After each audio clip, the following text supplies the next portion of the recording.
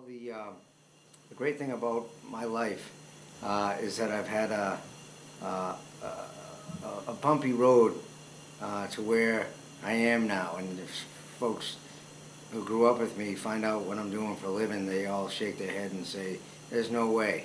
So I grew up struggling with dyslexia. And I spent a lot of my educational upbringing in rooms outside of the mainstream, sometimes in the basement or in the back hallway of a building.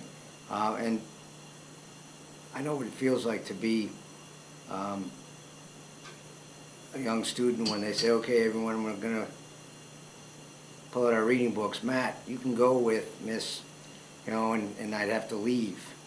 I've kind of carried that as a chip in my shoulder that my entire career, that sometimes I've felt I could never measure up to everybody else that was getting a stay in the classroom. So for me, I've always fought for the underdog in education. I've made my choice to always work with kids that perhaps no one was advocating for.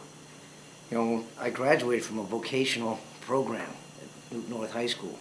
I kind of consider, I like to talk about, now I'm not a superintendent anymore, but so I'm the only Secretary of Education that both has, been a special ed student and a graduate of a vocational program. I was a drafting major in high school.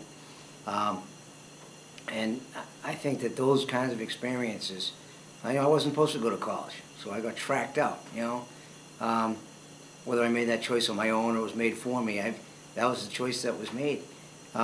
And despite that, I think that I've done incredibly well for someone that's had those challenges and those backgrounds, but there's still large gaps in my formal schooling that I struggle with on a daily basis.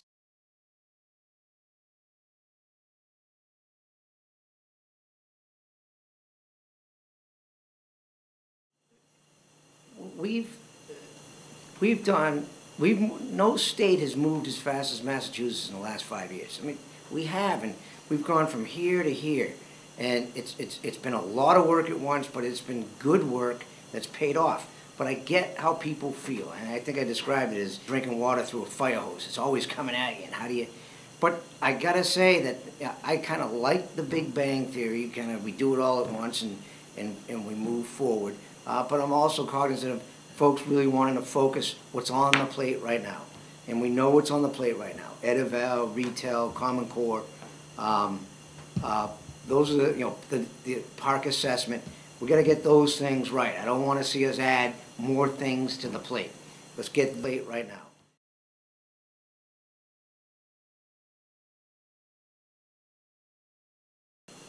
So at the district level, collaboration makes a difference between victory and defeat. And what I mean by that is, you can ram home reform. You can be a real tough guy and ram it down people's throats. And I've done that before. And I've been successful doing it. It's just a fight. It's a fight that takes too much time. So I've also learned that if you collaborate and include the union as a partner in all the initiatives and ideas from the beginning, you might not agree on everything, but that open dialogue is an easier path to implementation. So I would suggest, and I have suggested this publicly, that we really focus on more collaboration between the superintendent and the union president, and then if you scale that down, from the building reps and the principals, so that we're working together. Now, sometimes some of these relationships, let's just be honest, they're not healthy. We got to break through that, find some common ground, work together. If we're fighting with each other, the kids are getting hurt. We gotta work together, focus on the kids, and be upfront and honest about the commonalities between our positions on certain issues.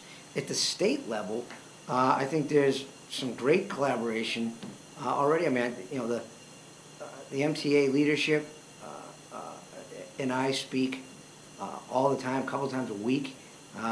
There's conversations happening around the policy world that the MTA is at the table from the beginning on, so I think that is good, and I don't mean to leave out the AFT, because I know, the two sides of the same coin, in terms of being partners. But I think that, the role should be similar to that of a good, effective, strong superintendent/union president role. Here's how it works best. A lot of people don't agree with me on this, but I think it works best when the union president essentially becomes another member of your executive team. Now, some of the people on the management side aren't going to like that, and a lot of people on the union side aren't going to like that. But that's how you get results.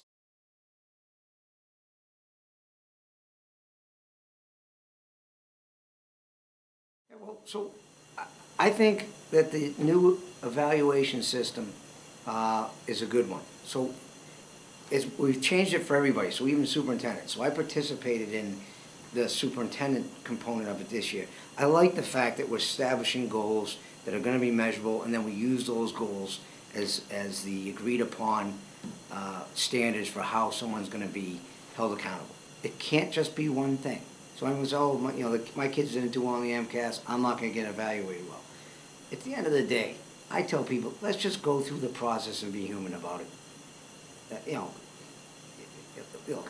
There's a couple people in the world that have actually terminated teachers based on performance. I'm one of them. I know that's not an easy process. I sit in classrooms every day. 98% of teachers in the state are performing at really effective levels. Small percentage that aren't. This isn't a gotcha tool to use to get rid of folks, but it's going to give folks some honest feedback. And we got to be professional enough to take the feedback and grow from it.